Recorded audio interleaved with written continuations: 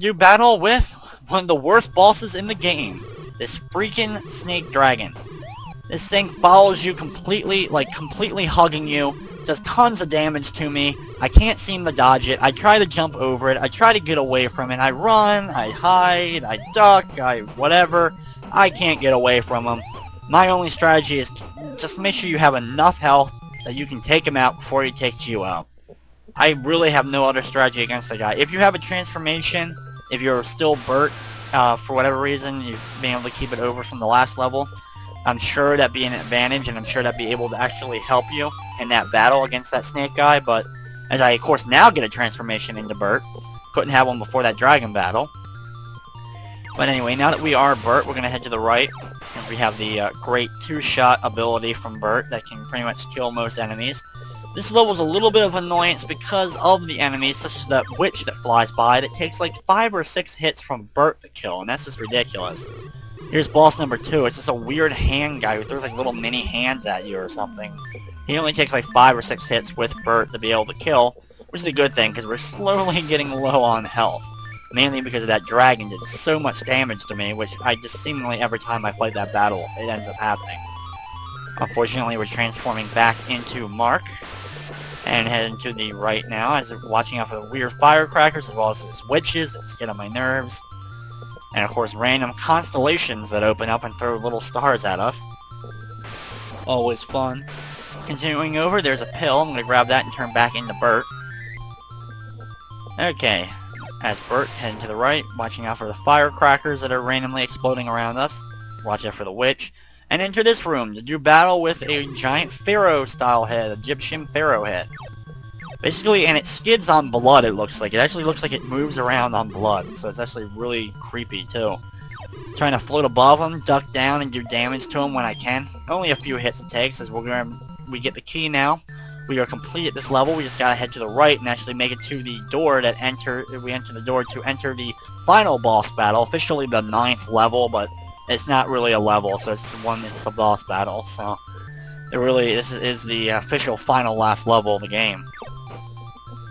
Continuing heading over, watching out for random ghost firecracker things and witches, trying to grab any extra health that I possibly can. Gonna skip over this empty room, kill more of the firecracker guys, head past these witches that are just everywhere. Unfortunately, I'm getting ready to lose my bird ability, and thankfully there's another pill to keep Bert's ability with me. And now we're going to head over, and I'm going to see if I can kill anything and try to get a little bit extra health before the final boss battle. Is there anything? There we go. Come on, guys, drop some health. Okay, why not? Enter this door right here, and now we get to do battle with the final boss of the game. You beat everybody. Beat me, and you can leave. Come and die. Somehow something was wrong in that, I have a feeling. Basically for this guy, his weak spot is in his nose, and it opens up every couple of seconds, and then we can do damage to it. With Bird, of course, it does more damage when you turn back into Mark, or if you're just Mark, you of course can reflect these eyeballs right back into him to do damage. I suggest ducking for the most part in these areas, because you'll get lucky enough, and for the most part, the eyeballs will just completely go over you and they won't hit you. Okay, there's the final hit. There's not really a big explosion or anything. We are now teleported, I guess.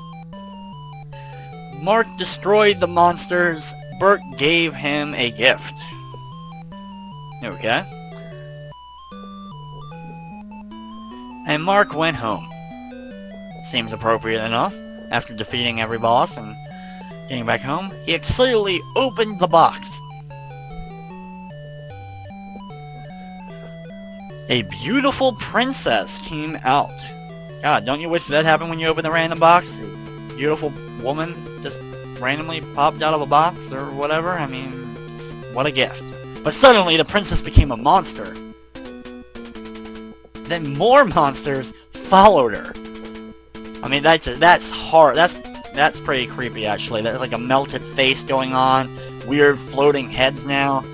Mark was scared. You'd think and scream. He probably crapped himself as well. I would. I mean, seriously. I mean, someone's face just melted, and now he melts and probably one of the scariest things other than the Hitler exploding him from Bionic Commando. But he wakes up.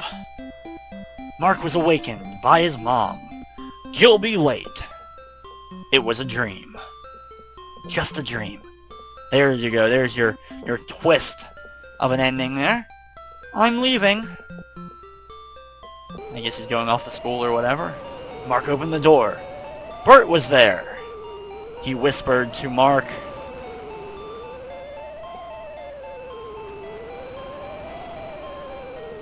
"Let's go again." Thus, I assuming would be the whole thing that would lead us to a sequel to this game. But unfortunately, since there is no sequel, this just kind of ends it. So it's like, is it a dream? Was it real?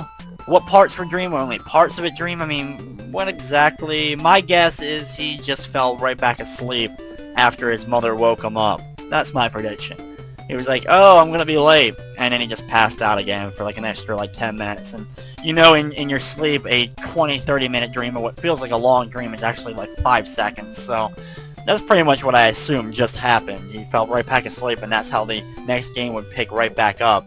Not a whole lot of credits to go with the game, just a little bit of them, but there they are. And that's going to wrap up another edition of Play It Through. And of course, I hope you enjoyed.